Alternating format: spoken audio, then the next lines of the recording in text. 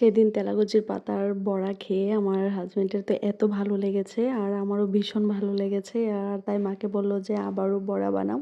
তো পাতাগুলো আমাদের মানে একটা গাছের মধ্যেই হয়েছে। তো দেখো এখান থেকে অনেকগুলি পাতা নিয়ে এসেছে আর এটাও রাতের বেলা। আর এখানে মা পাতাগুলি কেটে নিচ্ছে আর তার মধ্যেই আমার হাসব্যান্ড চলে এলো। আর দেখো কতগুলি বেল নিয়ে এসেছে, ওনাকে বেলের শরবত খাবে। আর এখানে নিয়েছে পিঙ্ক কালারের জন্য ডাটা। আর দেখো মা এখানে একটা বেল ভেঙে নিয়েছে আর বেলটা একদম পাকা ছিল আর খেতেও ভীষণ মিষ্টি ছিল। আমার তো বেল খেতে বেশ ভালোই লাগে।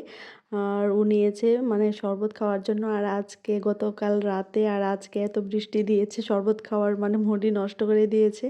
আর সকালে ঘুম থেকে উঠে উনি এসে হাজির ওনাকে টিফিন দেওয়ার জন্য। তারপর ওকে টিফিন দিয়ে দিলাম। আর মা এখানে সর্ষে পোস্ত দিয়ে সজনে ডাঁটার মানে চচ্চড়ি করেছে আর পনির রান্না করেছে। আর আমি একটা মাছের ভাজি দিয়ে ভাত খেয়ে নিয়েছি, কারণ আমার ওষুধ খেতে হবে। আর তারপর যাব একটু আগরতলা আমার বোনের সঙ্গে কিছু শপিং করতে।